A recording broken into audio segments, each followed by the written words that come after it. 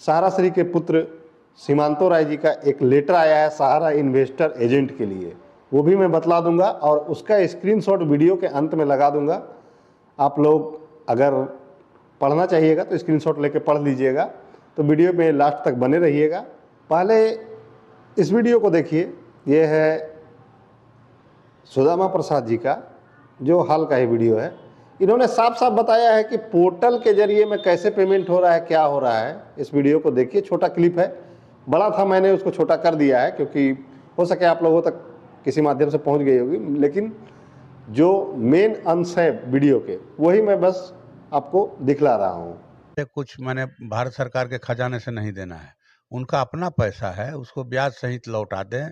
जिन निवेशकों या एजेंटों की मौत हुई है उनको 10 लाख का अतिरिक्त मुआवजा दें, और पोर्टल के माध्यम से नहीं बल्कि खुद सहारा इंडिया जो है अपने एजेंटों के माध्यम से, ब्रांच के माध्यम से उनका पैसा दे, चूँकि वो लोग गरीब गुरबे अपने एजेंटों को जानते हैं कि इन्हीं के पास हम पैसा जमा किए थे। तो पोर्टल के खेल में उनको नहीं उलझाया जाए। इसे यही लगता है, पता चलता है कि पोर्टल के खेल में उलझा करके आप सहारा ग्रुप। तो देखा आपने वीडियो में सुदामा प्रसाद जी ने क्या कहा।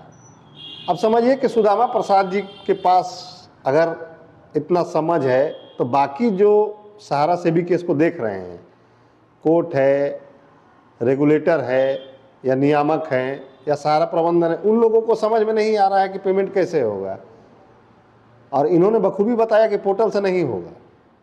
इस बीच में कुछ बैठकें भी चल रही है, कुछ मध्यस्थता के प्लान भी तैयार हो रहे हैं। उसी क्रम में सहकारिता मंत्रालय में जो बैठक हुई थी सहारा को लेकर, उसमें सहकारिता मंत्री व गृह मंत्री अमित शाह जी व सहकारिता राज्य मंत्री चौधरी कृष्णपाल गुर्जर और सहारा रिफंड पोर्टल की टीम, सहकारिता मंत्रालय के कुछ वरिष्ठ अधिकारी भी बैठक में शामिल हुए। संकेत यह लग रहे हैं बहुत कुछ अच्छे होने वाला है। ये मेरे ही एक सहारा के मित्र हैं, उन्होंने मुझे व्हाट्सएप पे भेजा था, और आशा है कि मध्यस्थता में कुछ न कुछ पॉजिटिव आएगा ही, और ये वीडियो भी आज खास पॉजिटिव लोगों के लिए ही है। लेकिन जो भी डिसीजन होगा या जो भी रिजल्ट आएगा वो 2 अप्रैल की सुनवाई में उम्मीद है कि आ जानी चाहिए। माननीय सुप्रीम कोर्ट में जो सुनवाई है उस दिन आपको पूरी रिपोर्ट शायद पता चल जाए, 1-2 दिन के बाद हो सके आपके पास पहुँचे। 2 अप्रैल को रैली भी है, 2 अप्रैल हो सके सहारा इन्वेस्टर, सहारा एजेंटों के लिए कुछ खास दिन रहे। कुछ दिन पहले एक लेटर आया था, तो वो लेटर शायद आप लोगों ने देख ही लिया होगा, लेकिन जो नहीं देखे हैं मैं शॉर्ट में उसके बारे में बतला देता हूँ। उसमें 3 लोगों का नाम दिया गया था, श्री अभिजीत सरकार, श्री नवीन सिंह और मिस्टर आरजे बनर्जी। इन तीनों को बताया गया था कि सहारा के प्रबंधन के साथ ये मिल के काम करेंगे। अब लेटर में कितनी सच्चाई है वो तो मैं नहीं बतला पाऊंगा, क्योंकि इसमें ऑथोराइज पर्सन किन्हीं का नहीं है कि किनका लेटर है, क्या है। और ये लेटर 4/3/2025 को आया था। अब हम लोग आते हैं जो सीमांतो राय जी का पत्र है, उसमें उन्होंने क्या लिखा है, क्या कहा है, मैं पढ़ के सुना देता हूँ, और वीडियो के लास्ट में आपको स्क्रीनशॉट मिल जाएगा। आप भी पढ़ना चाहिए तो पढ़ सकते हैं। मेरे प्रिय परिवार सदस्यगण, कोई भी दिन ऐसा नहीं जाता है मैं अपने पिता, हमारे परम पूजनीय सहारा श्री जी, हमारे अभिभावक, हमारे मार्गदर्शक और हमारे परिवार की आत्मा के बारे में न सोचूं। उनका जाना हमारे लिए ही नहीं बल्कि पूरे समाज के लिए एक अपूरणीय क्षति है। वे एक महान दूरदर्शी थे, अपने समय से बहुत आगे, जिनका संघर्ष और उपलब्धियां आज भी हमें प्रेरित करती हैं। उनकी महानता अद्वितीय है। उनके सिद्धांत अडिग हैं और उनकी आत्मा हम सबके भीतर जीवित है। हालांकि वे शारीरिक रूप से हमारे साथ नहीं हैं, लेकिन उनका ज्ञान, उनकी विचारधारा और सहारा इंडिया परिवार के प्रति उनकी अटूट आस्था आज भी हमारा मार्गदर्शन करती है। इस समय सहारा इंडिया परिवार का मूल सिद्धांत सामूहिक भौतिकवाद और आत्म प्रेरणा पहले से कहीं अधिक प्रासंगिक है। हमें याद रखना होगा कि उनका सपना, उनकी विरासत और उनकी दृष्टि हम सब में जीवित है। मैं समझता हूं कि आप सभी विभिन्न कठिनाइयों का सामना कर रहे हैं। अनिश्चितता, चुनौतियां और चारों ओर फैली उथल पुथल। लेकिन मैं आप सबसे यही कहना चाहता हूं, हम अकेले नहीं हैं, हम एक परिवार हैं और परिवार हमेशा एक दूसरे के साथ खड़ा रहता है, संघर्ष करता है और फिर उन ऊंचाइयों को छूता है। कोई भी तूफान इतना शक्तिशाली नहीं हो सकता कि हम सब उसका एकजुट होकर सामना न कर पाएं। हमें अपने संकल्प को नहीं डगमगाने देना है, हमें अपने आत्मविश्वास को कम नहीं होने देना है। यह समय है खुद को साबित करने का, अपने सहारा श्री जी की बनाई इस विरासत को बचाने का और साहस के साथ आगे बढ़ने का। सहारा इंडिया परिवार की स्थिरता और समृद्धि सुनिश्चित करने के लिए हमें अटल कदम उठाने होंगे और सुदृढ़ व्यवस्थाएं लागू करनी होंगी, मजबूत प्रक्रियाएं, कड़े नियंत्रण और संतुलित प्रणाली। तभी हम यह सुनिश्चित कर सकते हैं कि परिवार सुचारू रूप से चले, सभी सदस्य गुणवत्तापूर्ण कार्यों पर ध्यान केंद्रित कर सके और संसाधनों का सर्वोत्तम उपयोग कर सके। गहरे विचार और विमर्श और चिंतन के बाद मैं इसकी निष्कर्ष पर पहुंचा हूं कि हमारे संगठन का भविष्य इन प्रमुख स्तंभों पर निर्भर करेगा, ताकि हमारी संपत्तियों का सही प्रबंधन हो और संसाधनों का पूरा उपयोग किया जा सके।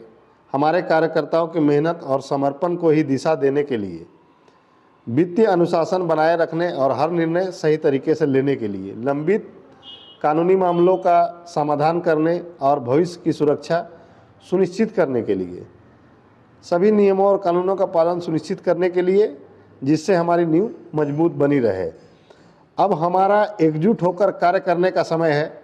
मैं सहारा इंडिया परिवार के वरिष्ठ सदस्यों से विनम्र आग्रह करता हूं कि वे आगे आएं और समर्पित समितियों का गठन करें, जिनमें अनुभवी और प्रतिबद्ध कार्यकर्ता शामिल हो। हमें मिलकर इन महत्वपूर्ण पहलुओं की जिम्मेदारी लेनी होगी ताकि सही निर्णय लिया जा सके और संस्था सुरक्षित रह सके। आइए हम सब एक साथ आएं, परम पूज्य सहारा श्री जी के सिद्धांतों का पालन करें और इस विचार को हमेशा याद रखें। सहारा इंडिया परिवार और हमारे निवेशक के हित हमेशा सर्वोपरि है। यह केवल हमारा कर्तव्य नहीं, यह हमारी श्रद्धांजलि, हमारा सम्मान और हमारी सहारा श्री जी की प्रतिज्ञा है। हम सभी हार नहीं मानेंगे, हम कभी नहीं टूटेंगे। हम एक साथ उठेंगे और इस परिवार को और भी मजबूत बनाएंगे। सहारा प्रणाम, सीमांतो राय। ये लेटर सीमांतो राय जी का था जो आपने सुना, और मैंने उसकी जो भी बातें हैं आप लोग को पूरी तरह से बतला दिया है। लेकिन एक बात कहीं ना कहीं मेरे दिल में सवाल उठता है कि जिस स्थिति में आज कार्यकर्ता हैं, एजेंट हैं या इन्वेस्टर हैं, क्या एक लेटर से किसी का सॉल्यूशन होगा? और मुझे लगता है कि सहारा श्री जी को जो सही श्रद्धांजलि होगी वो होगी कि सहारा इंडिया परिवार के जितने भी लोगों का पैसा फंसा हुआ है, उन लोगों को सही सलामत पैसा मिल जाए, तभी उनको सही श्रद्धांजलि होगी। चलिए, एक कदम उन्होंने बढ़ाया है, अब बाकी जो डिसीजन होना है माननीय सुप्रीम कोर्ट से होना है।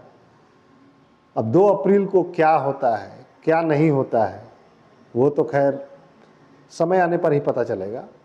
और ये लेटर जो आया है, अब इसमें कितनी सच्चाई है ये तो कुछ दिन के बाद पता चलेगा, क्योंकि हमारा चैनल इस लेटर की पुष्टि बखूबी नहीं करता है। लेकिन हमारे पास आया था तो मैंने सोचा कि आप लोग को अपडेट कर दूं कि उच्च प्रबंधन में आपके लिए क्या सोचा जा रहा है, क्या समझा जा रहा है, आप लोग को क्या करना है। अब एक बात ये भी है कि आप लोगों से यही उम्मीद रहेगी कि आप लोग भी थोड़ा मोटिवेट कीजिए। अगर वीडियो आप लोग के पास आता है, पहुंचता है, तो लाइक, सब्सक्राइब और शेयर ज़रूर किया कीजिए। उससे हम लोग को थोड़ा मोटिवेशन मिलता है, और कोई बात नहीं है। क्योंकि हमें भी लगता है कि वीडियो बनाने के बाद इतने लोग देख रहे हैं तो इतने लोग हमारे साथ खड़े हैं। पूरा 100% नहीं हो सकते हैं, ये मैं जानता हूँ, लेकिन अगर आपके लिए कोई भी यूट्यूब चैनल हो, मैं रहूँ या कोई और भी रहे, उनको थोड़ा मोटिवेट ज़रूर कीजिए सर, क्योंकि जो आपके साथ बीत रहा है वो हमारे साथ भी बीत रहा है। हम लोग भी आज उसी टेंशन, उसी परेशानी में हैं। लेकिन जैसे हम लोग आप लोग को अपडेट करते रहते हैं, थोड़ा मोटिवेशन की ज़रूरत हमें होती है, वो आप ही कर सकते हैं, कोई दूसरा नहीं कर सकता है। कोई आरएम जोनल चीफ हमें मोटिवेट करने नहीं आएगा। वो आपका लाइक, सब्सक्राइब बटन जब दबता रहेगा, हम लोग मोटिवेट होते रहेंगे। तो चलिए फिर नेक्स्ट वीडियो पे मिलते हैं। मुझे इजाज़त दीजिए। जय हिंद।